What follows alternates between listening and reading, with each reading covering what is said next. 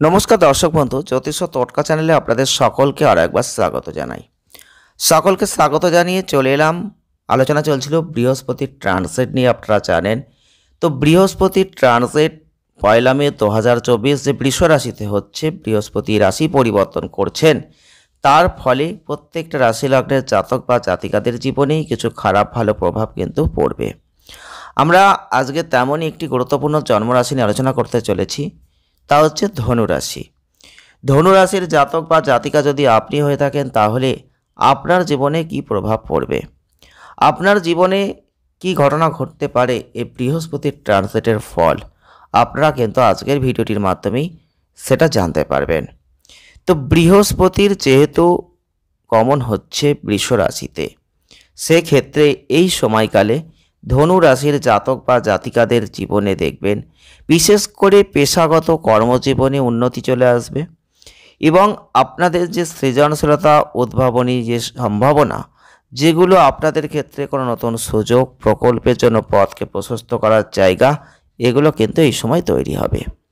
বৃহস্পতির ট্রানজিটের ফলে আপনাদের একটু সতর্কতা রাখতে হবে, কারণ এই সময়ের মধ্যে যে কোনোভাবে প্রতিযোগিতা তীব্র হয়ে যেতে পারে। ধনু রাশির যারা জাতক বা জাতিকারা রয়েছেন, কর্মজীবনে একটু এগিয়ে থাকতে হবে এবং চ্যালেঞ্জগুলোকে কাটিয়ে উঠতে অতিরিক্ত প্রচেষ্টা আপনাকে করতে হবে। বাধা সত্ত্বেও বৃহস্পতির এই প্রভাব অবশ্যই পড়বে। বৃহস্পতির একটা ভালো জায়গা আপনি পাবেন, কাজের পরিবেশ তৈরি করবে বৃহস্পতি, যেখানে আপনার জীবনে সহযোগিতা এনে দেবে।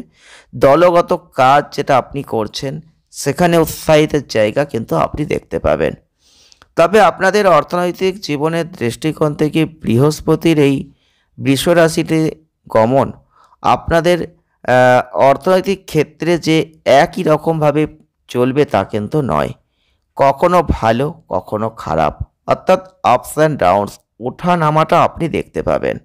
যদিও লাভজনক কোনো বিনিয়োগ, আর্থিক লাভের সম্ভাবনা দুটোই কিন্তু থাকছে। ধনু রাশির জাতক বা জাতিকা যদি আপনি হয়ে থাকেন, খরচের ব্যাপারে বিশেষ সতর্কতা অবলম্বন করবেন।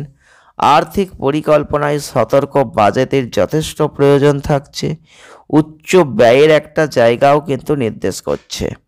যতটা পারবেন বিচক্ষণতার সাথে আর্থিক ব্যবস্থাপনাকে কৌশলের মাধ্যমে ফোকাস দিয়ে যথেষ্ট সঠিকভাবে ব্যয়টা করবেন, তাহলেই ভালো হবে। না হলে যদি আবেগ প্রবণতার দ্বারা কোনো ব্যয় করেন, সেটা খারাপ হবে।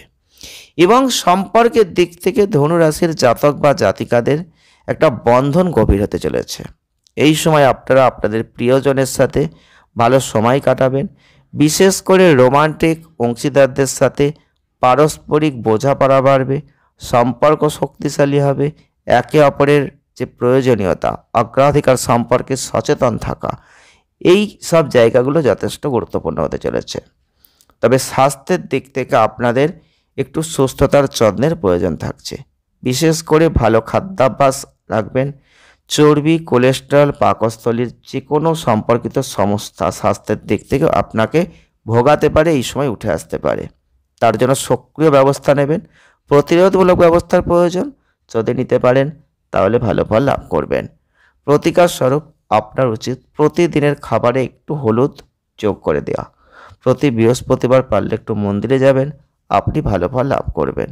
ভিডিওটি যদি ভালো লাগে লাইক করবেন, শেয়ার করবেন, চ্যানেলটিকে সাবস্ক্রাইব করে আমাদের ছোট্ট পরিবারের সদস্যপদ অবশ্যই গ্রহণ করবেন। সকলে ভালো থাকুন, সুস্থ থাকুন, দেখা হচ্ছে নেক্সট ভিডিওয়। ধন্যবাদ।